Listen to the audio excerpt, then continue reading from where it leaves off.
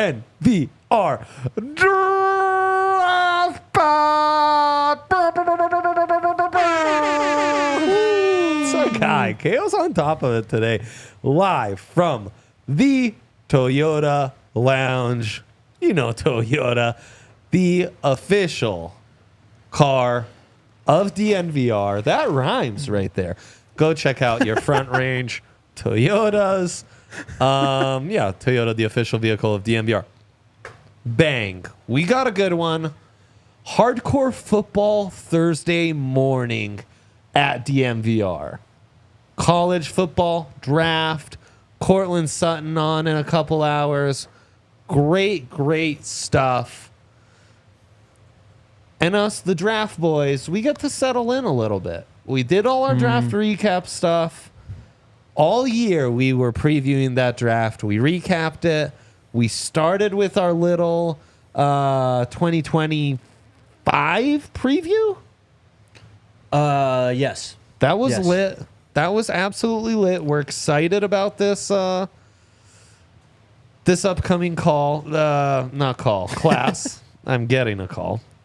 I'm also getting that call. Made me think of that. They'll have to make decisions without us. What a surprise.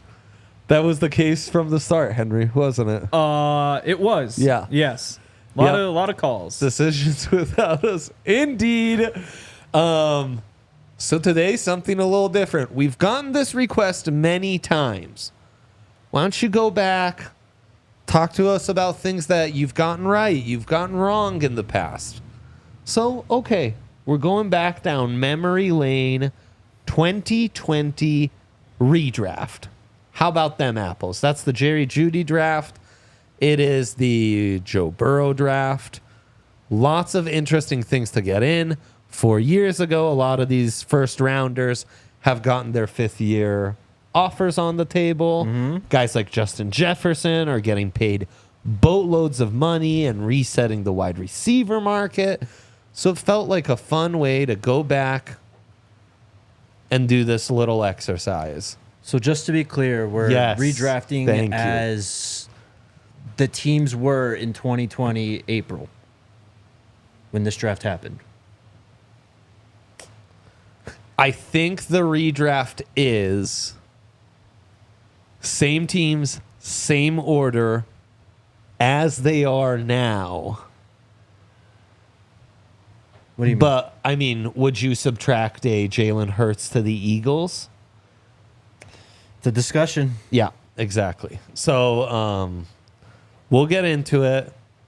Do we get into it, though, on the first pick where the Cincinnati Bengals took Joe Burrow?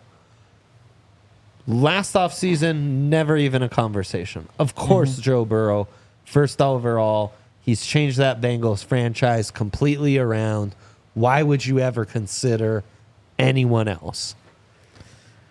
Last season, the injuries, coming back, not looking entirely like himself. The Bengals not quite being the juggernaut they were the season prior.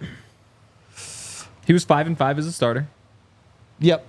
And there's a lot. The funny thing is, this was the wide receiver offensive tackle draft. We are so hyped about those classes. In retrospect, some hits, some misses. Hits for sure.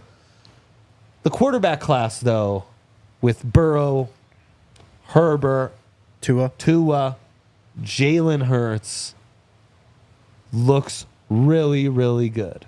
It does look really good. It's a strange class because in some ways you almost feel disappointed in some ways because you look at Joe Burrow in the year he had last year. Because before last year, like you said, we thought he might be like the second best quarterback in the NFL. Right. And he still might be, but after that down year, you just have a couple questions. Justin Herbert has put up the numbers, has done some really good things. Success hasn't been there.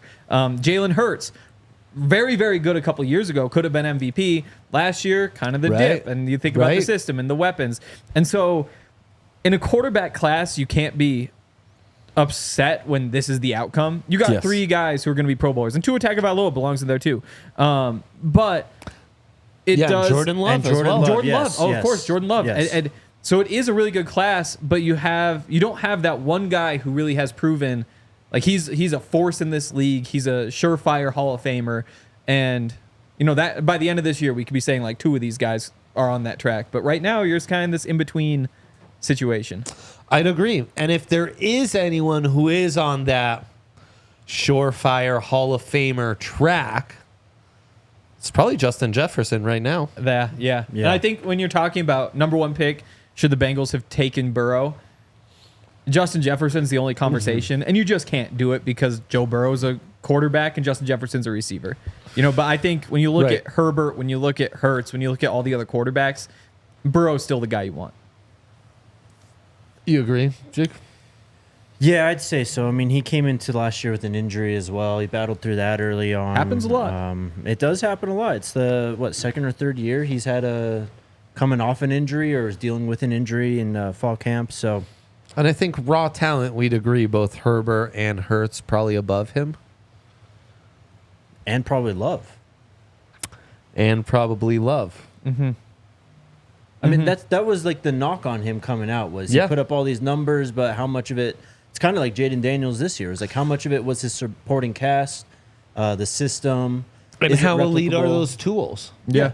Similar to the conversation we've had on Bo Nix in some ways, right? The margins combo and the ultimate upside combo. Because Burrow did a lot of like Romo stuff where he was like running around behind the line of scrimmage and stuff at LSU. And it was like, can you do this in the NFL? And I don't think he's done it that much. He's just become a much sharper, much more precise and consistent quarterback on a down-and-down basis in Cincy. Also kind of strange looking at these numbers. And Herbert's played more games, but Herbert's also thrown more than 3,000 more passing yards, 17 more touchdowns, obviously more rushing yards, more rushing touchdowns, 5 more picks. Yeah. So you have that. But when you just look at the raw numbers, Pro Football Reference has their AV, which is approximate value. Yeah. Approximate, yes. Yeah, just so they have send it. it, So they've got Herbert at a 52 and Burrow is a 44.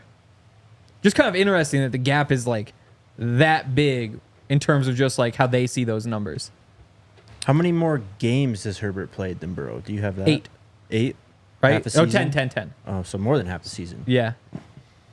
But 3,000 more yards and half a season. And not a single playoff appearance. But if he was in Cincinnati, does he turn that program around the way Burrow did? See, and that's the strange part is the interesting combo here. Because obviously great weapons in Cincinnati.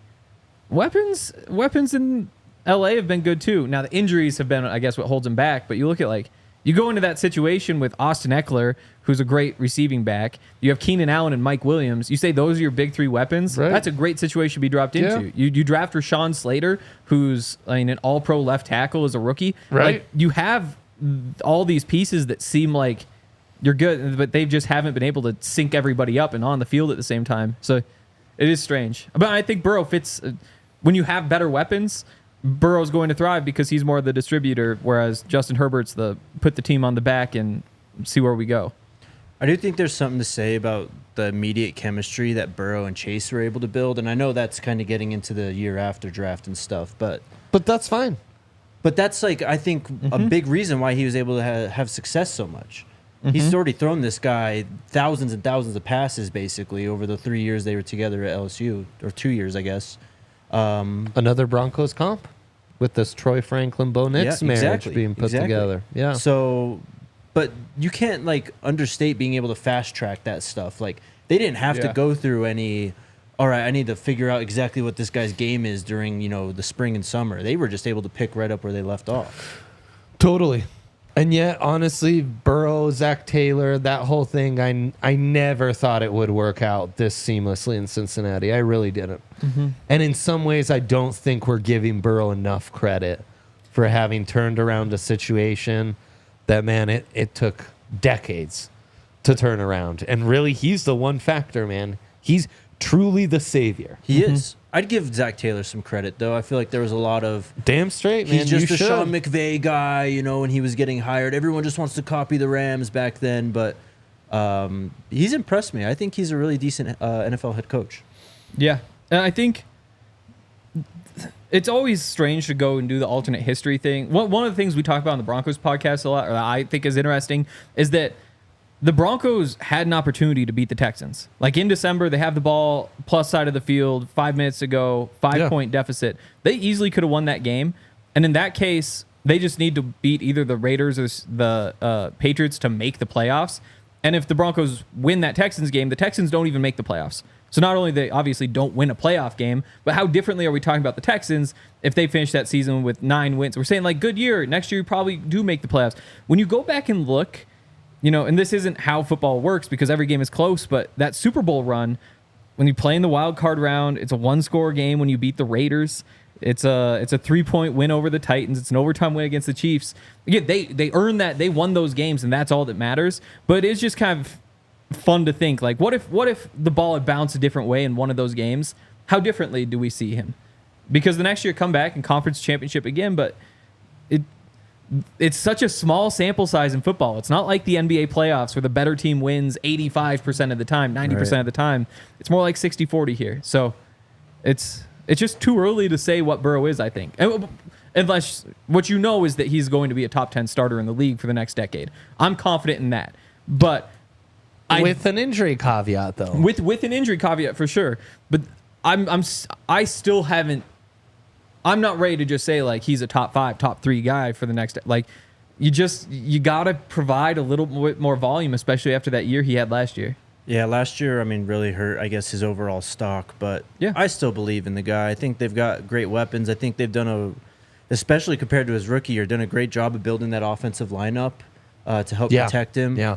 That defense has been one of the better defenses in the NFL over the last few seasons as well. So Amarius Mims was a great pick. Mm-hmm. They lose Boyd. They add Jermaine Burton.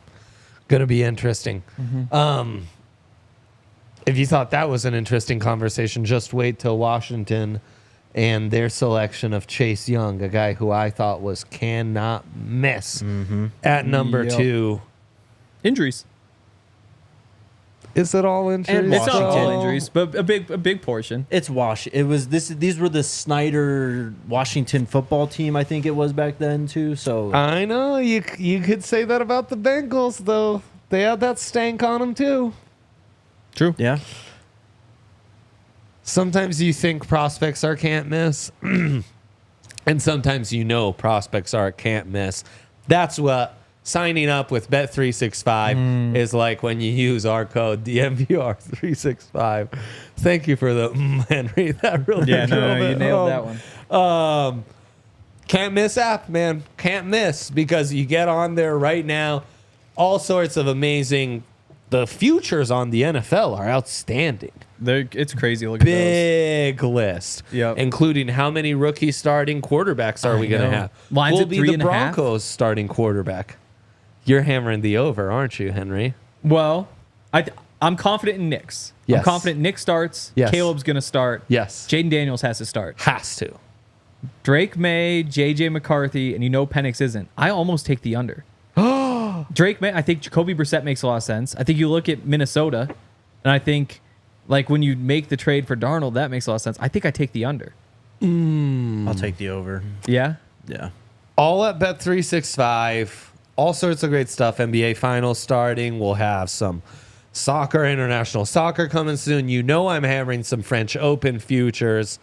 And that's all. When you sign up and then you make a $10 deposit, $5 minimum bet, $150 in bonus bets to hit your account as soon as that bet is settled. Must be 21 plus and physically located in Colorado. Please gamble responsibly. If someone has a gambling problem, wants help, call or text 1-800-GAMBLER. And of course, we gotta shout out our people at Raising Cane's. They were so awesome bringing all our draft coverage to you all off season long. Draft Pod has a special place in its heart. Yes. For Canes. Their mascot, Kane, right, Henry? We're always trying to get him on set. Where is he? And the pesky producers are getting him off. They all blame Eric for saying there's no room for a big dog on set. And I say, why not? You already have 3 dogs. Why not a 4th? Eric well, they let me on the set. one who had, that's right. There He is go, a big dog. And wasn't Eric one who had a dog in his lap on set not too long ago? Makes you think. That sure does. Maybe I'll have Todd Just hold like the next one. the tender made to order. I don't even have the read pulled up. I already know. I can taste it in my mouth. chicken that you get at Raising Cane's. And you dip it in Shout the out cane cane sauce. Woo, hoo, hoo. Texas toast. Wow, wow, wow, wow, wow, wow, wow. All there at Cane's for a good time. Check them out and get yours today. For food cooked to order, hand-battered chicken fingers, race into Raising Cane's turbocharger chicken fingers and get them even faster by ordering online at raisingcanes.com or through their mobile app. Raising Cane's chicken fingers, one love. Okay, guys, number 2 pick. You just want to blame the Commandos, huh? I mean, yeah. Do we take blame? Was Chase Young maybe not the can't-miss prospect we thought he was? And I think there's maybe a greater conversation of, and this relates to Jerry Jeudy, the Broncos pick in this draft. As lame as it is, and it's not a factor in it of itself, but it is harder to evaluate these tippy-top talents from blue blood programs and really understand how will they perform away from that setting. Yep. Because he's one, like, so 16.5 sacks in the Big Ten is awesome. 16.5 sacks playing for Illinois, that would just be a little bit different because you're on, he's obviously the focal point whenever somebody's game planning for him at Ohio State. But when you're sending triple teams because the guy next to you can barely play, like it is just a little bit different. You know, you'd love to see him play against Ohio State instead of with Ohio State. I still go back and say he hasn't been great even when he's been healthy. So you can't say, like, without a doubt, it's just the injuries. But I do think that with injuries like that, it's just tough to get into a rhythm, you know, and it's tough to learn. And you wonder if some athleticism was lost or what. So I'm not willing to say we totally screwed up, but something happened here. He was a guy who was so good with his physical skills. And his rookie year, you really saw that. Yeah. And then that game never quite evolved. He tore an ACL. Yeah. And I mean, that's the other thing, man. Injuries, they are the big separator. Yeah. They just are. But like you look at what Will Anderson was able to do last year compared to Chase Young. I mean, and as Jose says in the chat, Chase Young did win the Defensive Rookie of the Year also. No, his rookie year was dominant. Definitely. So is it all the injuries or did we miss? Hard to say. It's going to be easy to go back and say it was the injuries. Yeah, I'm biased because I don't want to be wrong, but I think the injuries are a big part. And I mean, because again, he made a Pro Bowl that rookie year. Yeah. The next 2 guys drafted behind him would have been, I think, the other 2 guys at the top of our board at the time, Jeff Okudah, Andrew Thomas. Not like those guys are any better. Thomas has had a bounce back and actually been a pretty solid. Sure. Okudah definitely another Ohio State guy, Bus City, you know? Yeah, big Bus City. Is he still in the league? Yeah, he plays for the Falcons, I think. Oh, okay. Yeah, but it's not really sticking. No. In retrospect, the Commandos, knowing what we know now, who would you give him? Herbert? Or he's on the Texans now. Jefferson? For Commanders? It's between Herbert or Love for me. I'd pick Herbert. I think Jefferson's in that conversation too. Again, like I think you probably have to go quarterback just because it's a quarterback. But again, when you're talking about a couple guys who the Pro Bowl quarterbacks probably, do they have the juice to get over the top versus a receiver who I think might wind up being the best of all time? I mean, yeah, knowing what we know now. It's tough. Yes. I think you have to go Hurts, frankly. Really? Hurts. Last year doesn't scare you off him? I think he was injured. Okay. I think that impacted his mobility significantly. The tough part for Hurts is that offense is kind of strange with a lot of RPOs and read options, that sort of stuff. But pretty easy to replicate, I feel like. Very easy to replicate. What isn't is that offensive line. Yes. And you have the weapons too. So I think it's really easy to run that offense in the NFL or even in college when you just have the advantage in the trenches. I'm curious, especially when you have a center like Jason Kelce who's doing a lot of the thinking for you.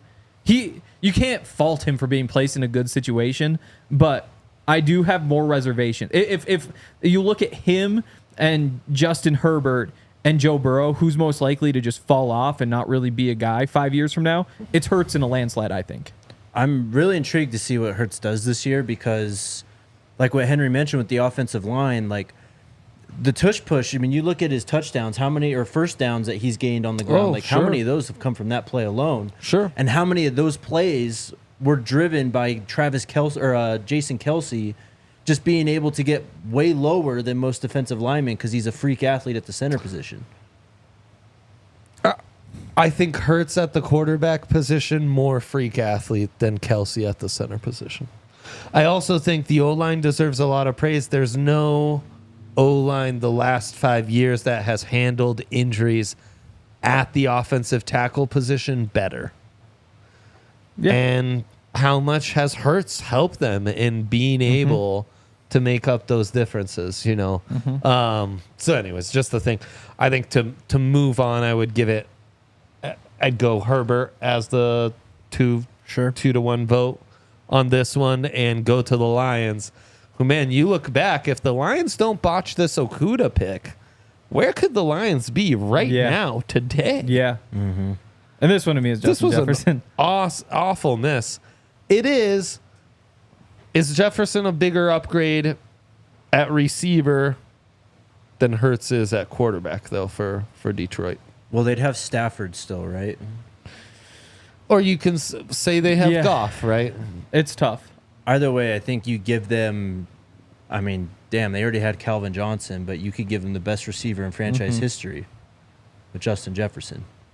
Yeah, like Can't go wrong with Jefferson, for sure. Yeah, and I'm not convinced that, like, Hurts and Herbert are that big of an upgrade over Stafford. Now, the age is kind of the big thing. Sure. You throw Goff in there, and maybe it's a little bit more of an upgrade, but they all just fit so well together in that offense. You could just break the league if you throw the best receiver in there, too.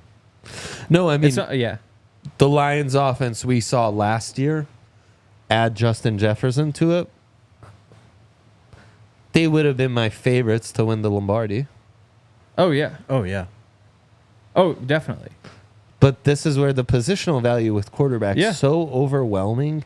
You could just about argue anyone over just a kind of middle of the road quarterback. Definitely. In some sense. I mean, you can make the case that you just get real weird and say, Herbert or Love or whoever, and then just trade him for picks. You know, right? Like, sure, you've got your quarterback, but take the value and ship him on out.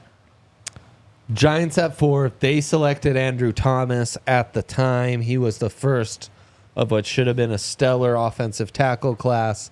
He's come around a little bit, but really Tristan Wirfs, Super Bowl champion Tristan Wirfs, who starts as a very young rookie at right tackle, made the transition to left tackle last year seamlessly, is the only one who's really been a phenom at the position, I would say. Yeah.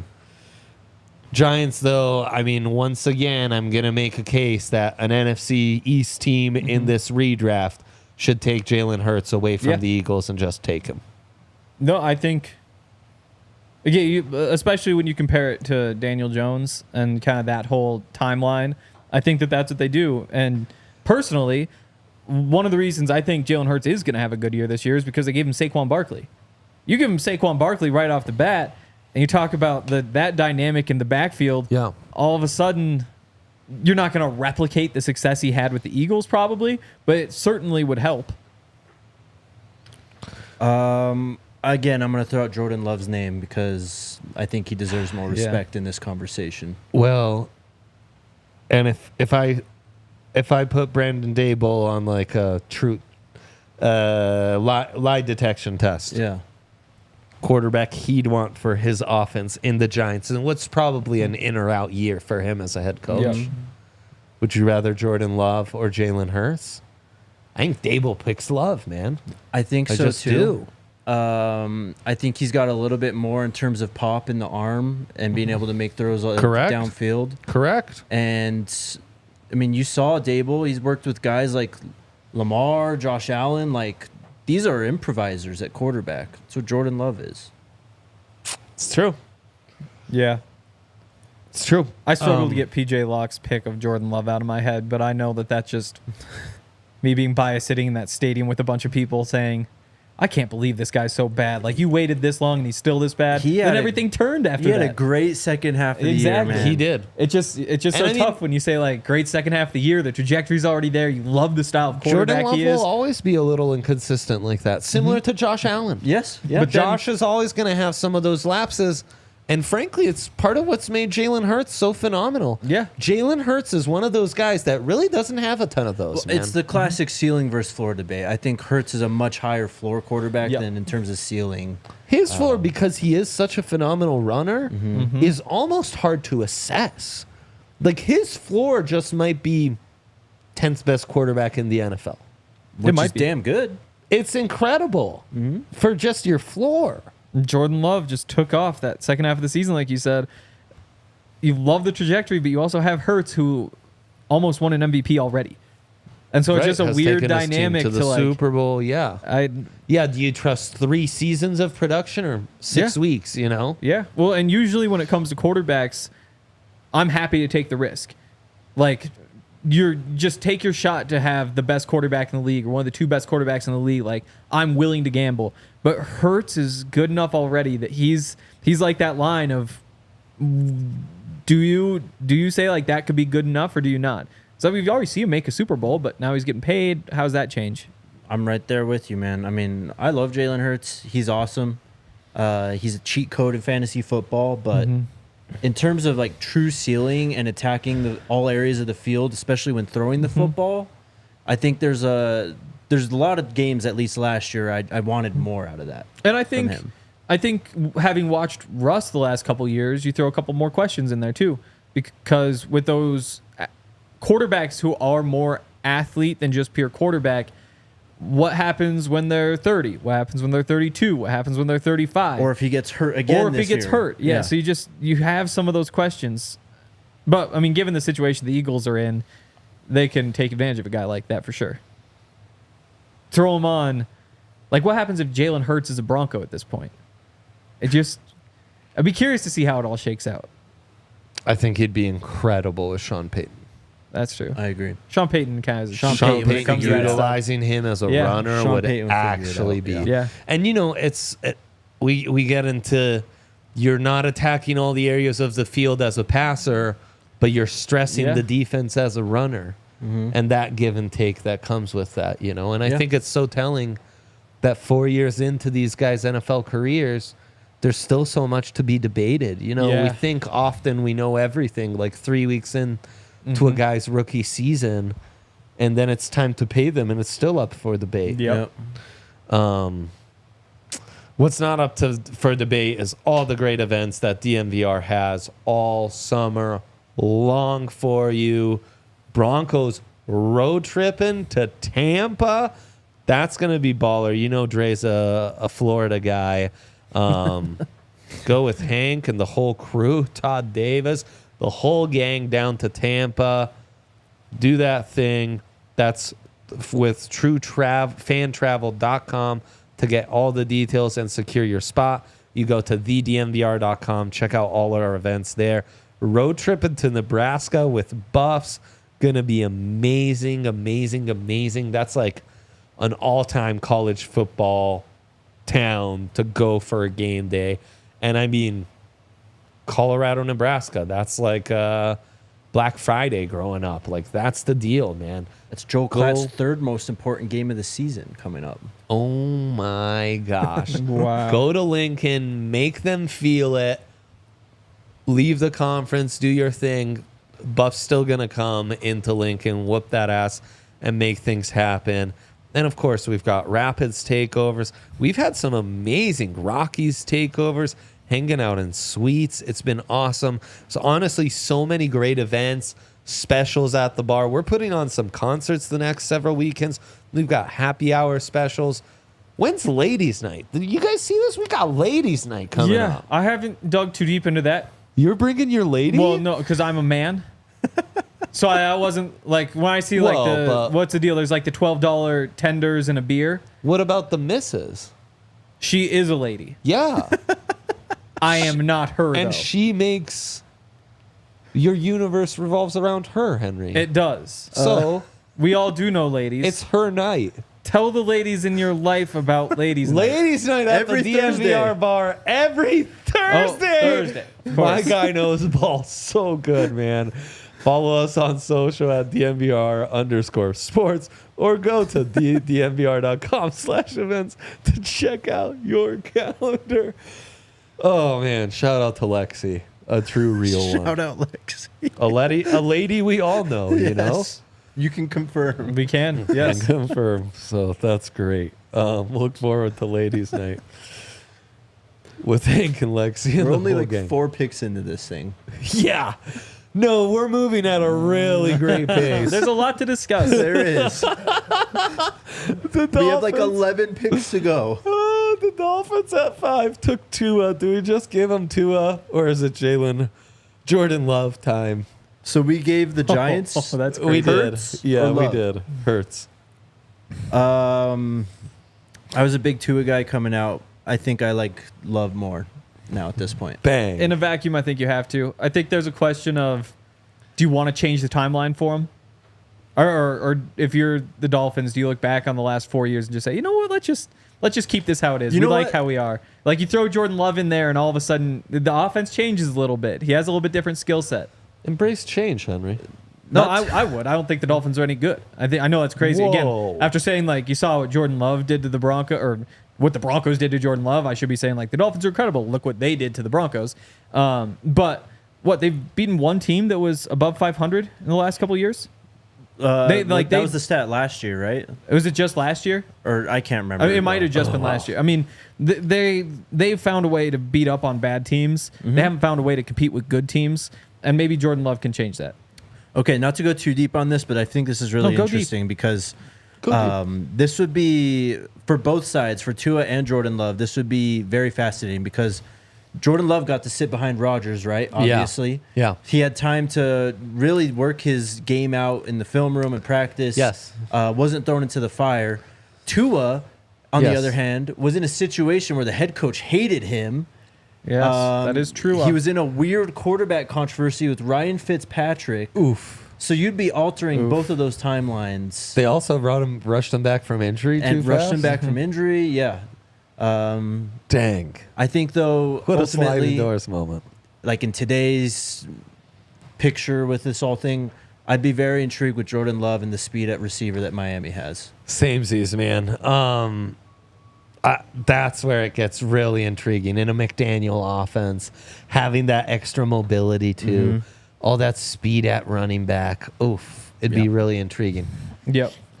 Chargers at 6. Interesting in a redraft that it's all quarterbacks and one wide receiver. Yeah. Kind of exactly how this last 2024 This is how they draft all went. would go. Is Wirfs still on the board? Yes. Yeah. Wow. If you Everyone redrafted but every Justin draft, Jefferson, as far as That's non-QBs, crazy. are still on the board. Yeah, the Chargers. So you obviously, Herbo, he gone. He gone. so it'd be Tua. Would it be Tua over a Wirfs, over a CD Lamb?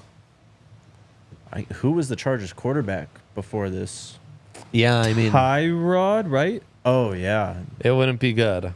I mean, No, they take Tua, bro. it's one of those things that like butterfly flaps its wings. Does Tyrod get stabbed in the lung? I know. Right. Yeah. I know. I was thinking about that too. Does that really impact the Chargers' future one way or another? you can't be too worried about Tyrod Taylor when It's you're building more for just a future. the health of Tyrod's lungs, I think, Yeah. and his trust of the medical Which, I mean, profession. thoughts and prayers, obviously. Obviously. I think you probably have to take Tua just because he's a quarterback. At the same time, though, I like, do too. do you also just suck this next year and then you go draft somebody? Like, is endure for Shador time in LA yeah, they just endure another With 4 her? years for Yeah, Shador. Yeah, with the other J-Ho, Harbaugh. yeah, definitely. They just fun. waited out. So get Wirfs as a gift because the thing is, like, Wirfs obviously one of the best right tackles in the league. Now left You tackle. guys, left tackle. That's right. He flipped. Yeah. Yeah, that's one of the best right and left tackles in the league. I think. Amazing. Funny that an offseason ago, Jordan Love never even factors into this. It is very He crazy. had some flashes the year before, too. I'm a Yeah. Jordan Love guy, if you haven't caught on at this point. Samesies. Yeah, I'm in. Who are we taking for... Yeah, Tua. You probably I think have you to. have to. I think you have to. Yeah, It's just tough to Panthers. justify. Like, this is a guy who It is. you might want to let walk after this because you don't want to pay him so much money. Like, is that a guy you'd rather have than an all-pro tackle? I think it probably is, just positional. But that is it's- like middle of the road quarterback better than best young tackle in the NFL. You just have to be convinced he's more than a stopgap. You know? Yeah. Like, I'm I think on he the is. fence on that. I think think he he is. But I'm not like... Yeah, but then he's going to cost like more than a stopgap. Like, Well, and you also think back, like, what are you would, stuck in the Derek Carr zone? what would Case Keenum have done with the Broncos if he had Tyreek Hill and Jalen Waddle? More. He would have Huh. done more. I don't know if it would have been great, but he would have I done don't more. know that I'm sold Yeah. on Case Keenum has a better career, but I mean, it'd be better. Panthers at 7. Where are we at here? Wirfs? I mean, that's I think gotta be they Wirfs. need Wirfs. That's badly. gotta be Wirfs. Now, CeeDee Lamb, Ayuk, Antoine Winfield. Derek Brown wasn't a bad pick. No, wasn't a bad pick. Derek Brown was not a bad pick. Objectively not BPA, though. Objectively. Objectively. Okay, give him the best player then. Tristan Wirfs. Yep. Boom. Bang. Easy. Okay. I like Chat- to imagine. Toyota that- chat, I'd love for you to guys to start taking bets amongst yourself. Will we make it by 11:55 to the Broncos' 15th Yeah. pick? I like to imagine that there's like Take your one wagers. Panther fan watching who's been listening to us talk for like 10 minutes about every one of these. It's like, oh, here comes the Panthers. Here comes boom, Wirfs, and we move on. Yeah. Sorry to whoever that is out there in Charlotte. Man, what a rough defensive draft. The Cardinals at 8 selected Isaiah Simmons. Like Chase Young, Oh, a yeah. guy I thought was can't miss, a guy I thought could have played 4 different positions in the modern NFL. Yeah. Are miss or misused? Miss or misused? Oh man. I think it's a miss. I think it's a miss. Straight up a big miss. Yeah. Yeah, I think it's a miss. And I don't know this, like Jamal Adams, I can go back in time and be like, yep, that's where we screwed up. Isaiah Simmons, I don't think I could pull that off. Yeah. Even with Jamal Adams, like, even at this point in his career, there are things he does well. There's just not enough to be like, oh, this is this game-changing player. It's like, yeah, throw him in third down packages, and there's things that he does, you know, that you really like green dog blitzes. You're either covering right back in the backfield, go, but like that's just, I mean, Drew Sanders does those things, and that's Drew Sanders, you know. This is what happens a lot with guys, or it's like, oh, he could play this part of the field and this part of the field. It's I think we overrate skills and don't Yeah. realize how much the average NFL player is actually high end at those skills. I think we overrate versatility, especially amongst Yes. these hybrid players on defense. Yes, and that's where Sean Payton says over and over again, when you draft somebody, you have to have a clear vision for them. You have one thing that you want them to do, and that is what they do. Like with Isaiah Simmons, the excitement was, wow, he could be a good edge rusher, or he could be a good linebacker, or he could be a good safety. yeah. or like an amazing nickel defender. Or an amazing. Right. So you've got like four rolls of the dice that you hit on one of those. But like that's not really how it works. Like, because if you wind up just being like, you know, he's a solid backup safety. He's a solid like third down type linebacker. He's like a solid backup guy. Like that just isn't all that valuable. I do think he has, for what it's worth, I do think he has been misused quite a lot too. Yes, for sure. But yeah. But I think there are some important lessons to be learned from the Isaiah Yeah. Simmons scouting. What's the difference between Isaiah Simmons and Micah Parsons? Micah Parsons actually can get after the pass rusher, and in that one role is better than anyone else in the NFL. Yeah, And we knew that coming out. Oh yeah, you saw what he was doing at Penn State. I don't think we did That's at all, the thing. man. At Penn State? I He don't does- think we compared to knew Isaiah he Simmons. was this level of pass We rusher. didn't know that he was this level, but like he was a step above Isaiah Simmons. Did we know like he was? We didn't see him as a Chase Young. Like there was a difference. No, there, you well, know? the conversation was off ball or on the ball. Exactly. Back then. But he was way more disruptive than Simmons was in Okay. college. Way You more. think? Yes. Simmons was all over the he place. was really freaking He good. was, but I don't think he was, beating tackles and penetrating the line on blitzes and just constantly creating havoc in the backfield. I like remember Parsons a lot was. of plays in the backfield from Simmons. Yeah. What I remember more of Simmons, I remember like That Clemson defense was also dominant, though. they were. I remember like the stuff against Ohio State where he's like making interceptions down the field, coming across the field to playing safety, making plays in coverage out of the slot, making some plays at linebacker. So just for example, so final year in college, Micah Parsons, 14 tackles for loss, 5 sacks. Isaiah Simmons, 16 tackles for loss, 7 sacks. Damn. Yeah. All right then. And that was like that peak Clemson era too, where he was like, And he felt like the key that made everything work. I mean, he was. The Parsons debate, off ball or edge, shows you how we weren't sold on his pass rush tool. Not to this extent. Not to this extent. Well, I mean, he was like just a bull in a china shop. Exactly. And then he 100%. sat out that year and stuff. It just Well, and there was some off-field stuff Yeah, that was yeah, quite yeah. concerning. Honestly, that was the that bigger was thing. quite concerning. Yes. That was the bigger shit. we have 8 minutes. Okay. Oh shit. Let's just jump to the Broncos pick because I knew that convert. As soon as we got into Isaiah Simmons, I was like, it's gone. It's gone. So I mean, we didn't take CD Lamb off the board. Got to imagine he is. Ayuk, I would imagine as well. Ayuk probably. Yep. Andrew Thomas, I would imagine as well. Antoine Winfield Jr., I would imagine But as well. that's kind of where I was going. Is that's like that fringe one. Yeah, I mean there were only 7. There have been 7 first team All Pros in this draft. Wirfs, Lamb, Justin Jefferson, Antoine Winfield. The others though, Jonathan Taylor, Trayvon Diggs, Devin Duvernay. Trayvon Diggs is an interesting one. There's some interesting DBs.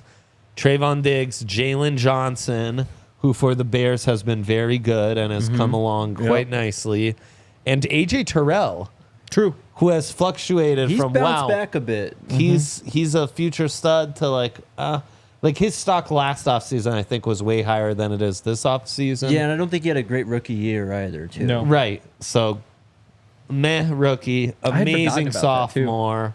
Yeah, The talk about AJ people Terrell were after the coming first year after was him. crazy. Yeah, they Yeah. were going after Yep. him. And you look at him now. I think there's only 4 first rounders in this draft who are already out of the NFL. Yep. 2 of them were selected by the Raiders. Mike Mayock ruined his career in this draft alone. They're special. Henry Ruggs and Damon Arnett. Did they take Jonathan Abram this year, too? Oh, Isaiah Wilson. Maybe. Yeah, Isaiah Wilson. That what a all-timer. all-time bust. Oh, wow, yeah. And we And talked Jeff Gladney about being the 4th, yeah. Right, Jeff Gladney. How much did the Lions screw up with Okudah, and how different could they be? The Eagles, for as good as they've been, this will always be they selected Jalen Reagor ahead of Justin Jefferson's draft. Yep. One of the all-time misses. Yep. Oh, I mean, horrible miss. Yeah. So is Derek Brown on the board? Derek Brown, I think, is right around the Yeah. range where we start to be on the board. And I almost want to make a case for Jonathan Taylor.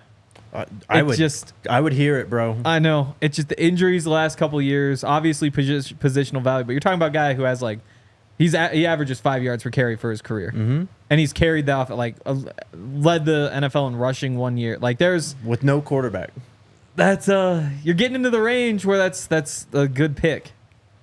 It's a lot of injury. I mean, Yep. The last 2 years, he's played like 10 and 11 games. But I mean, the Broncos, is it still Phillip Lindsay, last 1,000-yard rusher, right? Yeah, 2019. So, I mean, yeah. I guess you can't really, if you're going back in time, you don't really know that you're going to go on a 5-year drought of having a 1,000-yard rusher, but It's tough with these time machine. yeah, Type they're a things little we do. finicky. That's Yeah, right. exactly. This was also, I think, Elway's last draft as the GM. Yes. The rest of the class, as bad as the Jeudy pick maybe looks, is far worse. Yeah. Yeah. Not a ton to get excited about. Yep. I'd also throw, Justin Matabuki. Yep. I'd imagine he's probably off the board before Derek Brown, but Right in that range. In that range. he'd be. Yeah, that would actually probably be my pick, assuming like Antoine Winfield isn't there and those guys. Derek Brown set a NFL record for tackles by a defensive lineman with 103. Wow. And the rest of the defense around him was kind of paper mache. Yeah. Which can work either way. Michael Pittman also in this draft. L'Jarius Sneed. 13 sacks from Matabuki last year as a defensive tackle. Yeah, that's really pretty impressive. good. That's really impressive. Pretty good. Yeah, and then Trayvon Diggs. I mean, Diggs would be a very interesting corner to have opposite Pat Surtain. Mm-hmm. Very, very interesting. Okay, boys. I enjoyed it. We will be back next week, as always. Ooh, real quick, can I throw 2 more things in? Please. I was just looking at the Broncos picks later in the draft. The next one obviously being KJ Hamler. You still have guys who went pretty close after that. Jalen Johnson, Trayvon Diggs, Jalen Hurts, Matabuki. In a full redraft, those guys aren't there. Just kind of interesting to think, like, you could have had one of those instead of KJ. Yeah. And then Michael Ojemudia in the 3rd round was the next pick. I just looked at all the guys on the board, and honestly isn't all that impressive. If you just go by like the AV from Pro Football Reference, Alex Highsmith is the top player who was drafted after that 77th pick. They hit John Runyon, Gabe Davis, Tyler Biotish, Darnell Mooney, Michael Wenwu, L'Jarius Sneed, who's last year kind of stuff. So, but I kind of would have thought that there'd be a couple more big guys who were picked after pick 77. Biadasz in a year where they did draft Cushenberry definitely stands out. Could have been a significant upgrade at center. At the same time, though, both became free agents this year, and $14 million a year for Cush and less than 10 a year for Biotish. Biotish had the Pro Bowl, but that's also on that Cowboys offensive line that I would look pretty good at center in that offensive line. I think. I'm not so sure. Is that a stretch? I'd go that. Is that far. a stretch? Okay. Those are great notes. We'll see what we've got in store for you next week. We will. Gonna be a fun one. Thanks for tuning in. Bye. We all silly like the mayor.